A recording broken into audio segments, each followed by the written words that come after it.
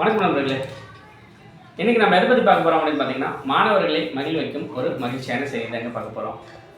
அகில இந்திய திருவள்ளுவர் பத்திரிகையாளர்கள் சங்கம் மற்றும் ஸ்ரீ தருண் என்டர்பிரைசஸ் இணைந்து நடத்தும் மாணவர்களுக்கான மாபெரும் கலைத்திறன் போட்டி தாங்க. இந்த போட்டியான சான்றிதழுக்கு அவங்க என்ன தலைப்பு வச்சிருக்காங்க அப்படின்னு பார்த்தீங்கன்னா, வெற்றி தமிழன் 2025. கேட்கும்போது நல்லா இருக்கு இல்லைங்களா?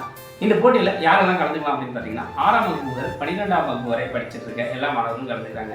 அவங்க வந்து 2 வகையாக மாணவர்களை பிரிச்சிருக்காங்க. 6ஆம் வகுப்பு முதல் 8ஆம் வகுப்பு வரை ஒரு பிரிவாகவும், 9ஆம் வகுப்பு முதல் 12ஆம் வகுப்பு வரை இன்னொரு பிரிவாகவும் பிரிச்சிருக்காங்க. என்னென்ன போட்டிகள்லாம் கொடுத்துருக்காங்க அப்படின்னு பார்த்தீங்கன்னா, பேச்சு போட்டி, கவிதை போட்டி, ஓவிய போட்டி, திறனாய்வு போட்டி, 4 வகையான போட்டிகள் சொல்லியிருக்காங்க.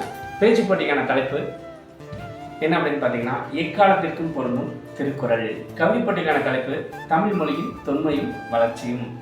ஓவிய போட்டி என்ன அப்படின்னு பார்த்தீங்கன்னா, உலக பொதுமறையோன் ஐயன் திருவள்ளுவர் திருவுருவப் படம்னாங்க. திருவள்ளுவர் படம் அப்படின்னு சொன்னால் எழுத்தாணி வச்சிருந்தாரு, பண ஓலையில் தான் எழுதினாருன்னு நம்ம சிந்தனைக்கு வரையாம தமிழக அரசால் அங்கீகரிக்கப்பட்ட திருவள்ளுவர் படமாக இருக்கணும்னு சொல்லியிருக்காங்க. 4வது போட்டி திறனாய்வு போட்டி அப்படின்னு சொல்லியிருக்காங்க. திறனாய்வு போட்டியோட தலைப்பு என்ன அப்படின்னு பார்த்தீங்கன்னா, பொது அறிவு வினாக்கள். இதனுடைய எண்ணிக்கை 25.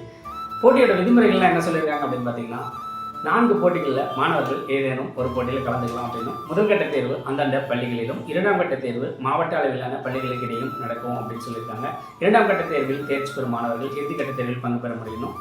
தேர்வில் கலந்து கொள்ளும் அனைத்து மாணவர்களுக்கும் பங்கேற்பு சான்றிதழ் தருவதுடன் இறுதிக்கட்ட தேர்வில் பங்கு பெறும் 4000 மாணவர்களின் பெயர்கள் உலக சாதனை புத்தகத்தில் இடம்பெறும் அப்படின்னு சொல்லியிருக்காங்க.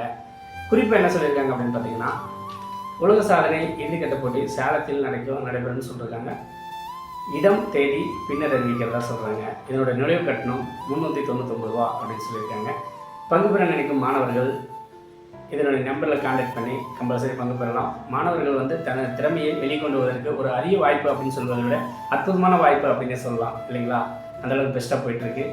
நாளை நிச்சயம் முடியும், உங்களாலும் சாதிக்க முடியும். நாம் சந்திப்போம் மறுபடியும் அப்படின்னு சொல்லிட்டு உங்கள் எடுத்து விடைபெறுகிறேன். நன்றி, வணக்கம் நண்பர்களே.